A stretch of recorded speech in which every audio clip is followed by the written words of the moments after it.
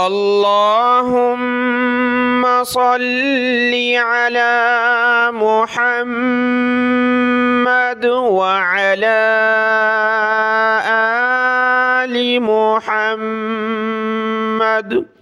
میرے دیکھنے والے تمام مسلمان بہن بھائیوں کو میری طرف سے السلام علیکم ورحمۃ اللہ وبرکاتہ۔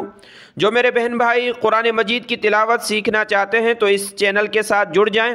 انشاءاللہ تعالی روزانہ قرآن مجید کے متعلق ویڈیو اپلوڈ ہوتی ہے۔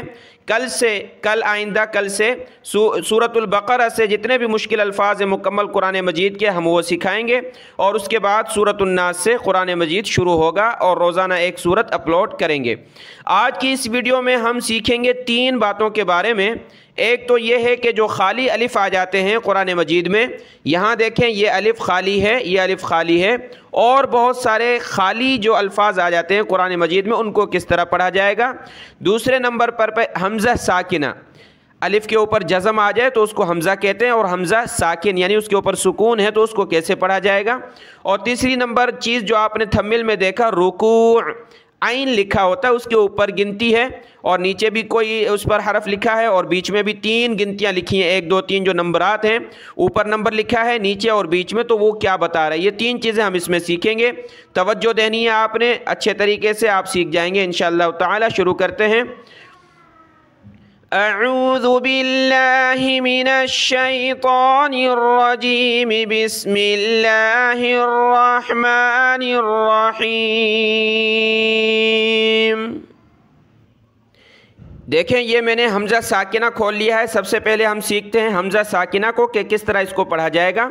حمزہ ساکنہ دیکھیں کبھی الف کی شکل میں ہوتا ہے، کبھی حمزہ کی شکل میں، ٹھیک ہے۔ یہ دیکھیں الف ہے، الف کے اوپر سکون آ گیا تو یہ بن گیا حمزہ اور حمزہ ساکنہ۔ حمزہ ساکنہ کو پڑھتے وقت ہم نے جھٹکا دینا ہے، جھٹکا دے کر اس کو پڑھنا ہے، بغیر جھٹکے کے نہیں پڑھنا۔ اس لفظ کو میں ہجا کر لیتا ہوں۔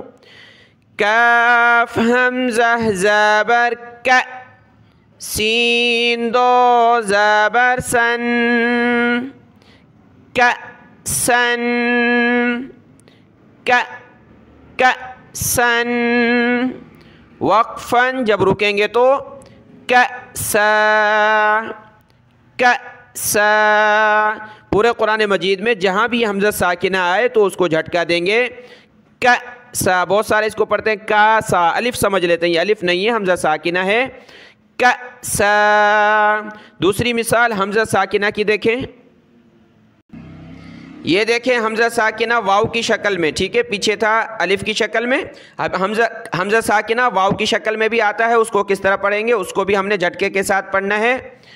میم حمزہ پیش مو، یہ واو نہیں پڑھنا ہوتا، یہ حمزہ ساکنہ واو کی شکل میں ہے، میم کو حمزہ کے ساتھ ملانا ہے اور حمزہ کے اوپر یہ سکون ہے، اس لیے اس کو جھٹکے کے ساتھ پڑھنا ہے۔ میم حمزہ پیش مو، مو۔ بہت سارے پڑھتے ہیں واو پڑھ لیتے ہیں، مو، مو صدا، اس طرح نہیں پڑھنا، واو نہیں پڑھنا، حمزہ ساکنہ پڑھنا ہے۔ مو، صاد زبر صا، مو صا، دال زبر دا، مو صادا، تا دو پیش تن، مو صاداتن، مو صاداتن۔ جب رکیں گے وقف کریں گے تو وقف میں یہ گولتا ہا بن جائے گی، پہلے آپ کو بتایا ہے۔ مو صادہ، مو جھٹکا دیں، مو صادہ۔ آخری مثال ہے حمزہ ساکنہ کی حمزہ کی شکل میں، الف کی شکل میں آپ کو دکھا دیا، واو کی شکل میں یہاں دیکھ لیا، اب ہے حمزہ کی شکل میں۔ دیکھیں یہ لفظ آپ کو نظر آ رہا ہے، حمزہ کے اوپر سکون ہے، حمزہ ساکنہ حمزہ کی شکل میں ہے، جیم کو حمزہ کے ساتھ ملا کر ہم نے جھٹکے کے ساتھ پڑھنا ہے۔ جیم حمزہ زیر جی، تا زبر تا، جی تا، جی تا۔ جب رکیں گے وقف کریں گے تو جئت، جئت۔ وقف میں آپ جانتے ہیں کہ آخری حرف سکون میں آ جاتا ہے، جئت۔ تو حمزہ ساکنہ کے 3 الفاظ کی مثال حمزہ کی شکل میں، واو کی شکل میں اور حمزہ کی الف کی شکل میں، یہ آپ نے سمجھ لیا۔ اب آتے ہیں قرآن مجید میں ان الفاظ کو دیکھتے ہیں، اور دوسرے نمبر والی چیز جو ہے خالی الف، اس کو بھی سمجھتے ہیں۔ یہ دیکھیں آیت ہے سورۃ النساء کی آیت نمبر 2، سورۃ النساء آیت نمبر 2 ہے، اس میں یہ دیکھیں یہ تا کے بعد جو ہے آپ کو نظر آ رہا ہے حمزہ ساکنہ الف کی شکل میں، ٹھیک ہے، یہ الف ہے، اس کے اوپر سکون آ گیا جزم، تو یہ حمزہ بن گیا حمزہ ساکنہ۔ تو یہاں اس کو ہم نے جھٹکے کے ساتھ پڑھنا ہے، وَلَا تَأْكُلُوا أَمْوَالَهُمْ وَلَا تَأْكُلُوا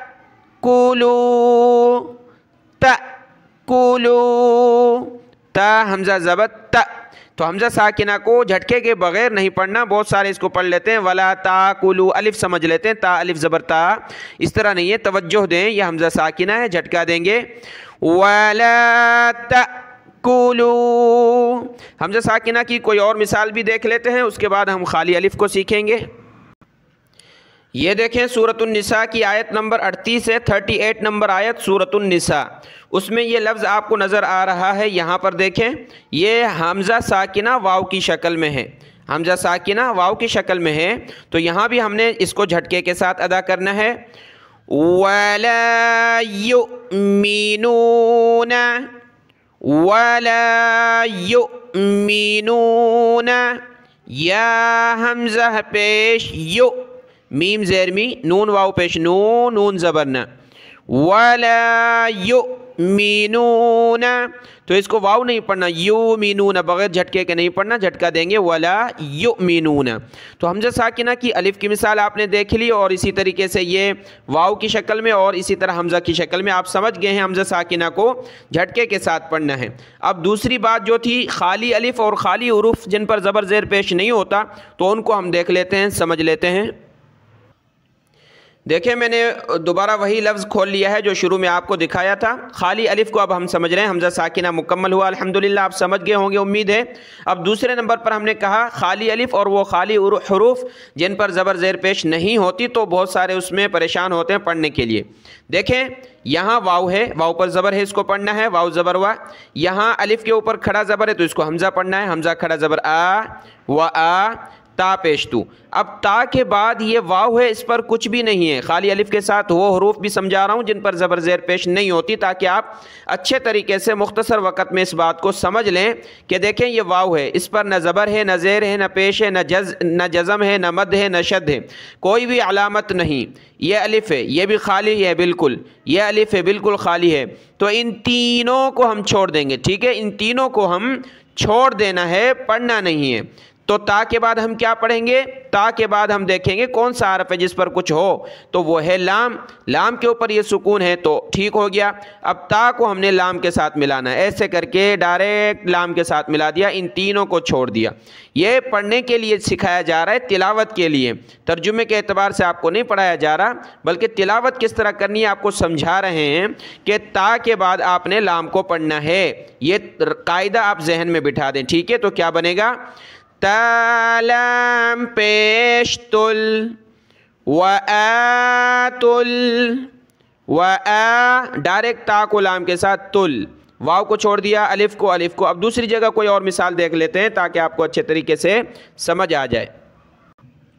یہاں بھی دیکھیں وہی سورۃ النساء کی آیت نمبر 4 ہے، 4 نمبر آیت، وہاں تھا وآتوا الیتامی کہ یتیموں کو آپ دیں ترجمے کے اعتبار سے، اور یہاں وآتوا النساء، تو یہاں بھی وہی ہے کہ تا کے بعد ہم نے نون کو پڑھنا ہے، واو کو پڑھیں گے کیونکہ اس کے اوپر زبر ہے، حمزہ کو پڑھنا ہے یعنی اس کے اوپر کھڑا زبر ہے، تا کو پڑھنا ہے کیونکہ اس کے اوپر پیش ہے، واو کو نہیں پڑھنا کیونکہ اس کے اوپر کوئی علامت نہیں، الف کو بھی نہیں پڑھنا، اس الف کو بھی نہیں پڑھنا، اسلام کو بھی نہیں پڑھنا، ٹھیک ہے، اسلام کو بھی نہیں پڑھنا، ٹھیک ہو گیا۔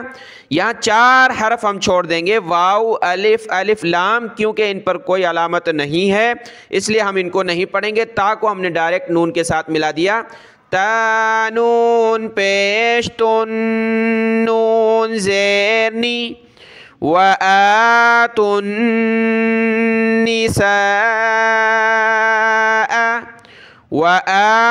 تن، تا کو ڈائریکٹ نون کے ساتھ تن نساء۔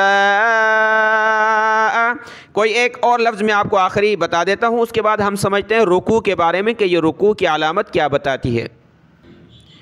دیکھیں میں نے آپ کے سامنے ایک مکمل آیت کھول لی ہے کہ مکمل آیت جب تلاوت کروں گا تب یہ آپ کو کلیئر سمجھ میں آ جائے گا۔ سورۃ النساء کی آیت نمبر 5 ہے، 5 نمبر آیت ہے، یہاں سے میں پڑھتا ہوں اور آپ کو سمجھاتا ہوں۔ یہاں دیکھیں حمزہ ساکنہ بھی آ گیا ہے واو کی شکل میں، یہاں بھی جھٹکا دیں گے۔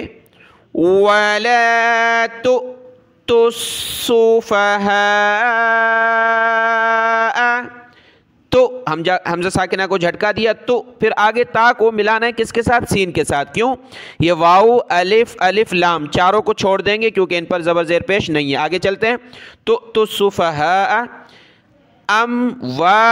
لکم اللاتی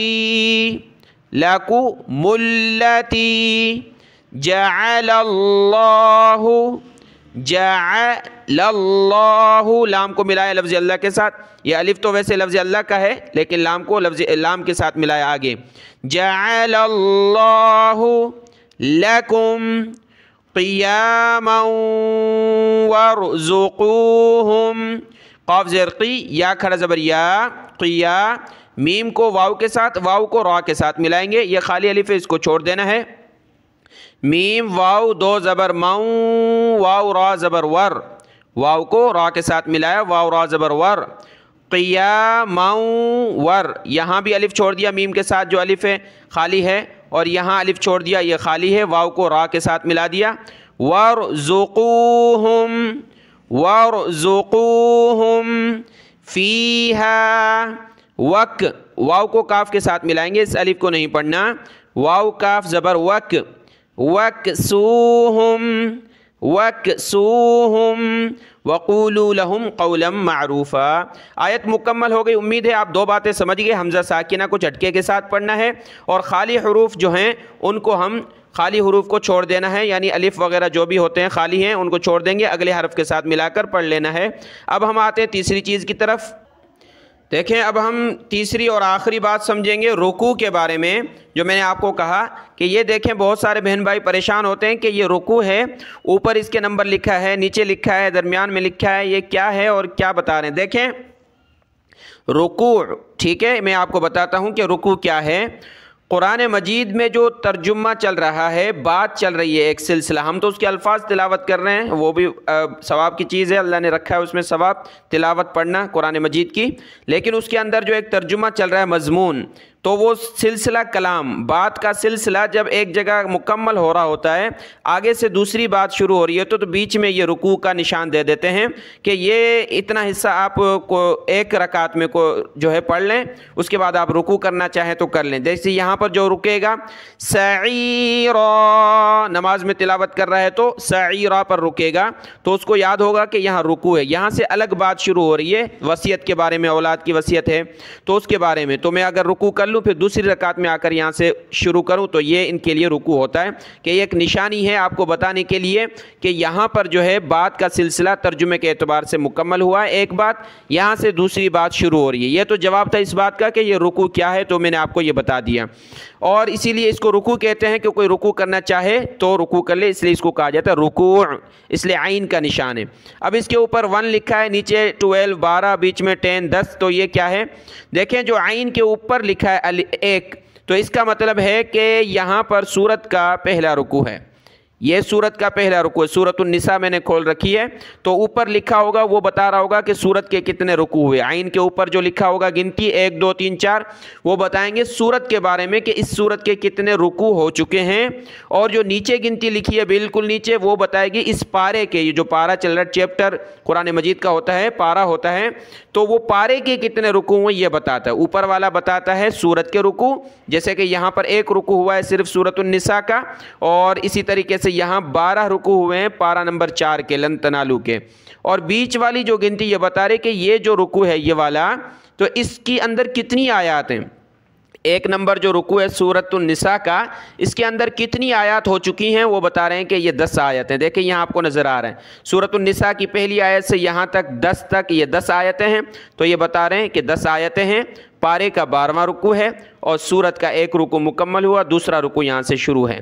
تو یہ باتیں تھی 3، حمزہ ساکنہ پر جھٹکا دینا ہے، اور خالی الف وغیرہ جو ہیں ان کو نہیں پڑھنا، چھوڑ دیں گے، اور اسی طریقے سے تیسرے نمبر پر یہ رکوع میں نے آپ کو سمجھا دیا ہے کل سے ہم انشاءاللہ سورۃ البقرہ سے میں سارے مشکل الفاظ کو کور کروں گا روزانہ بہت سارے، تاکہ قرآن مجید کے تمام مشکل الفاظ کچھ دن میں مکمل کر کے پھر ہم انشاءاللہ سورۃ الناس سے یا کسی طریقے سے اوپر سے سورۃ البقرہ سے قرآن مجید ترتیب سے پڑھانا شروع کریں گے۔ اللہ آپ کو جزائے خیر عطا فرمائے۔ السلام علیکم ورحمۃ اللہ وبرکاتہ۔